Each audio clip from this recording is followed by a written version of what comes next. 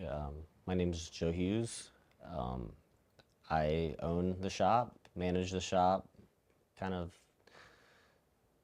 do a lot of different things with the shop. I kind of fell into the position. Out of high school, wasn't really sure where I wanted to go, and worked a handful of jobs. A friend of mine told me that there was a skate park getting built in Lawrenceburg, and that there was a shop going to open, and I'm like, that sounds cool. I was going to college at the time and changing majors, but I was like, this could be, if I could get into the shop and get involved, it could be like at least part time to get through that, and I fell in love with it instantly.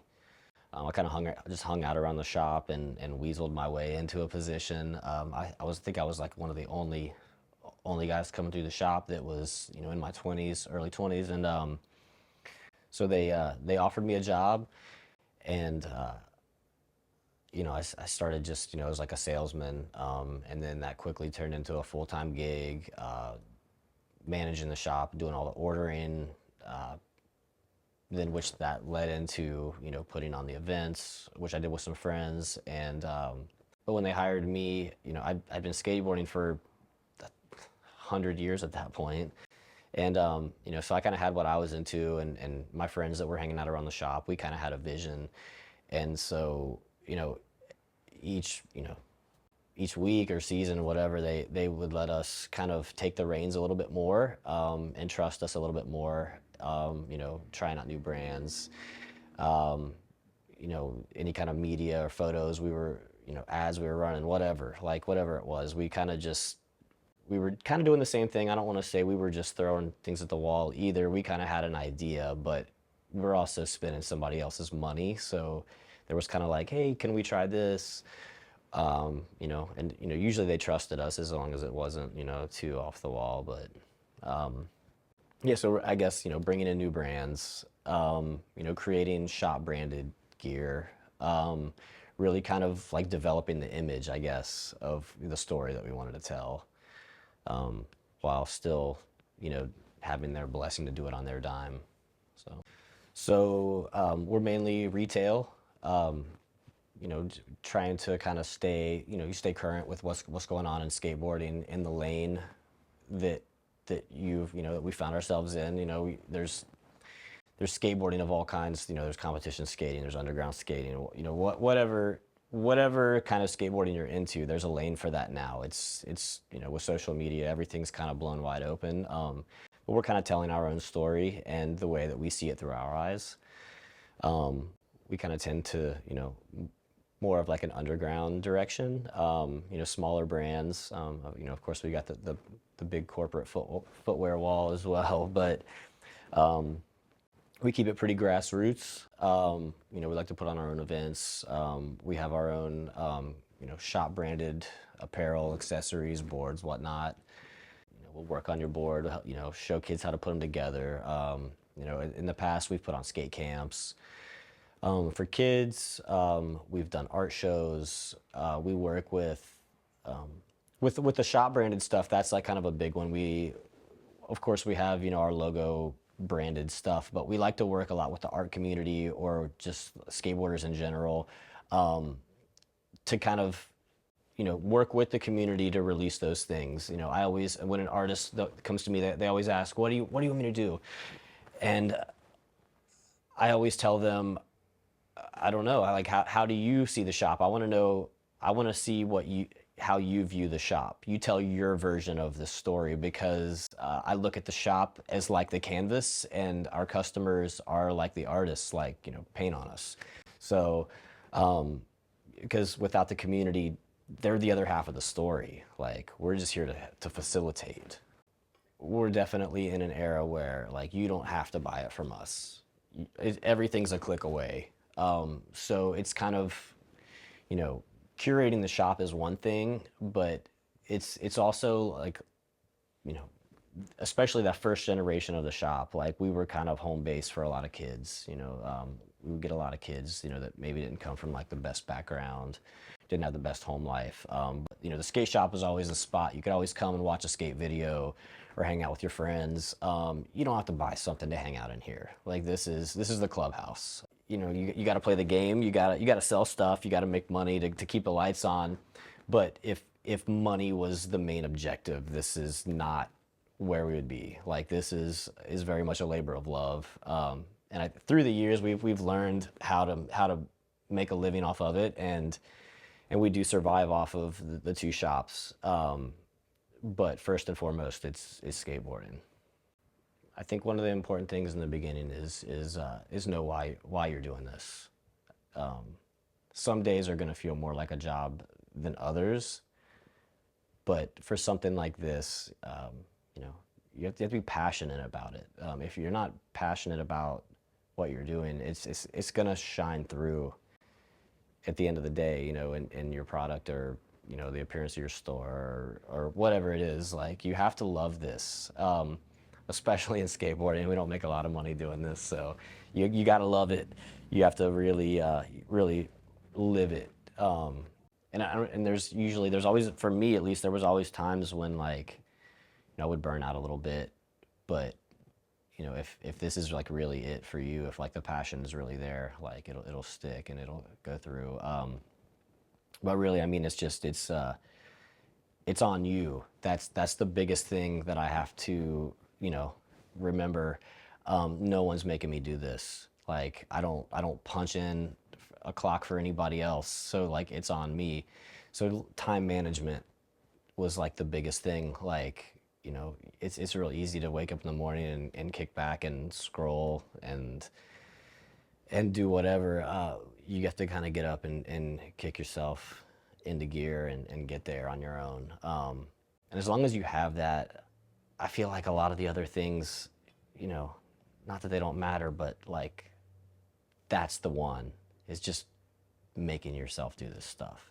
On top of that, though, I mean, making the connections.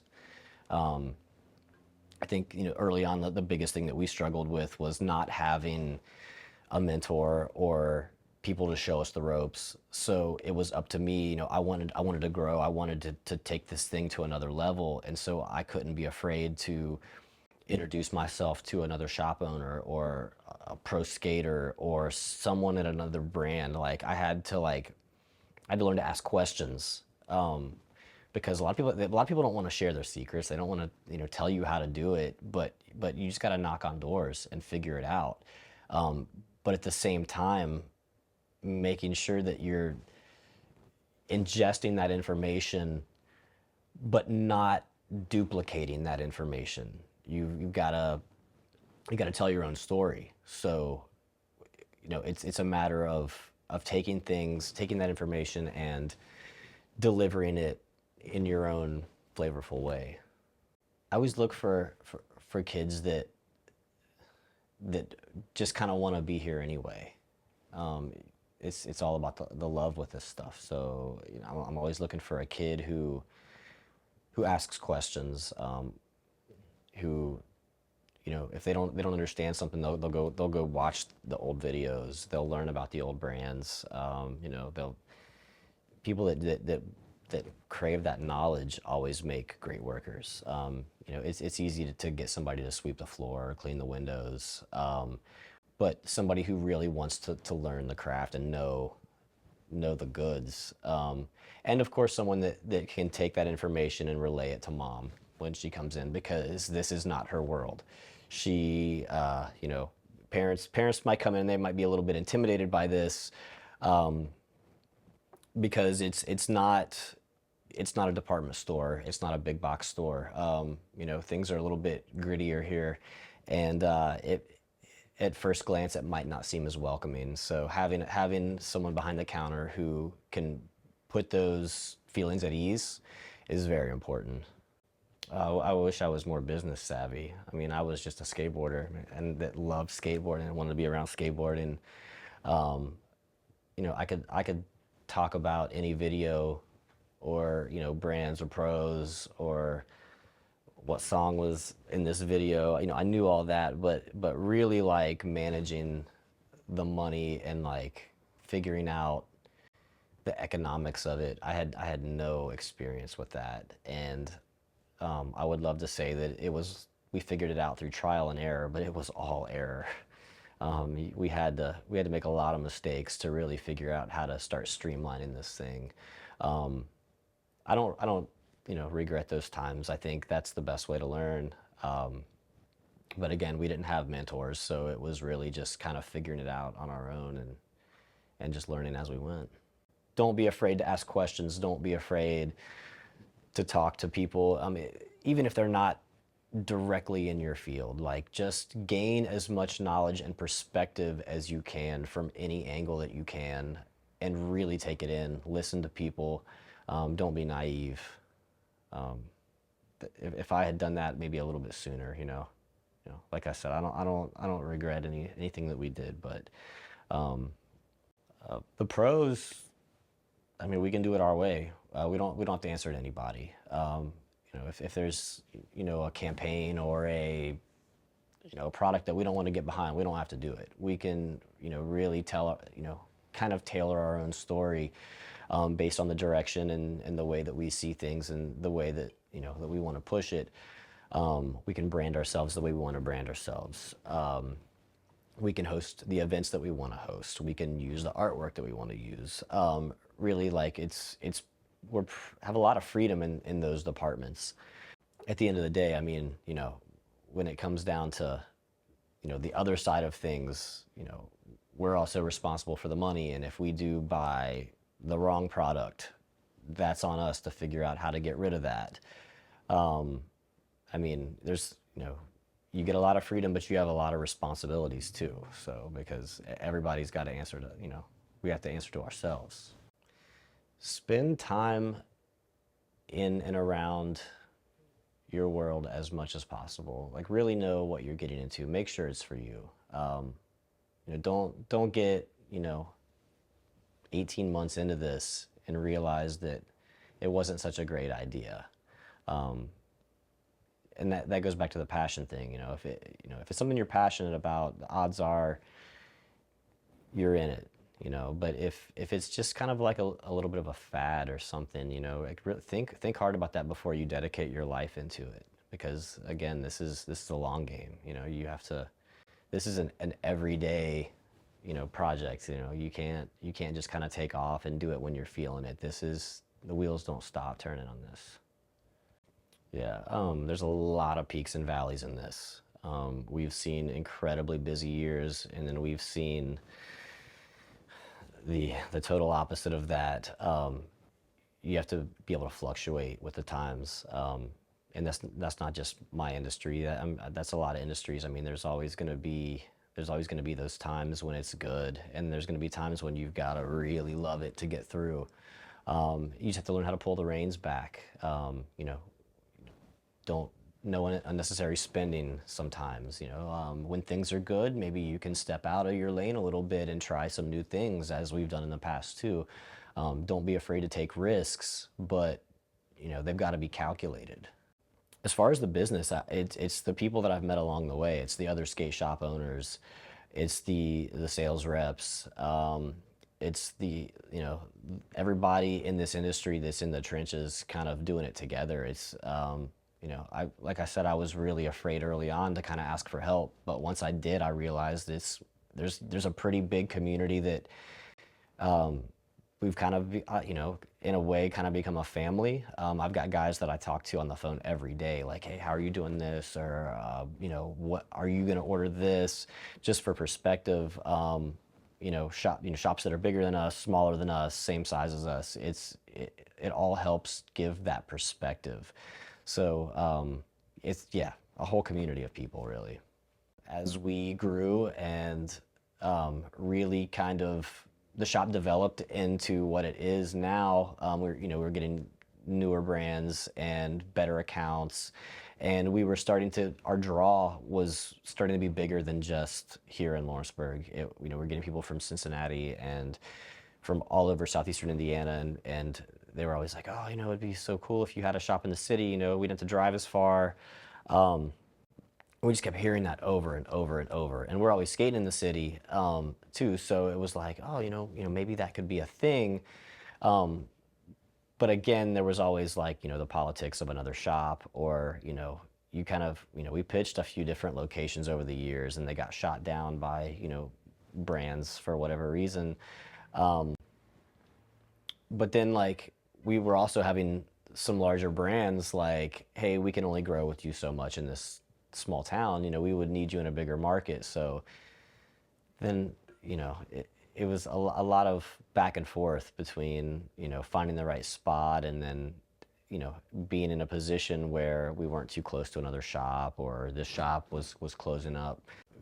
Be sure that you need that second location for one. We had a lot of people requesting it. A lot of people were asking, just geographically. People were driving 30, 40, almost an hour to get to us from some locations. So our second location really made sense just off of the demand. But be sure that second location's adding value.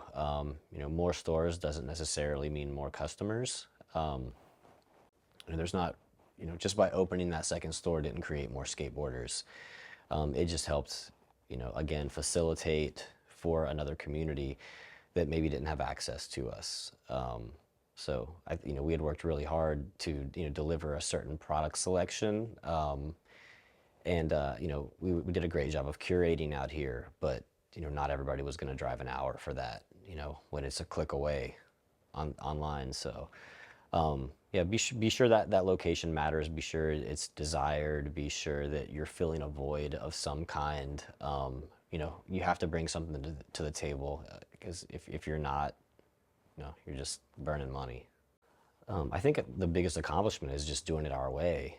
I mean, it could be so easy to just, pop up a shop and sell everything that's in the pages of whatever magazine. But it's putting your own touch on it. Kind of giving back to a community that did so much for me.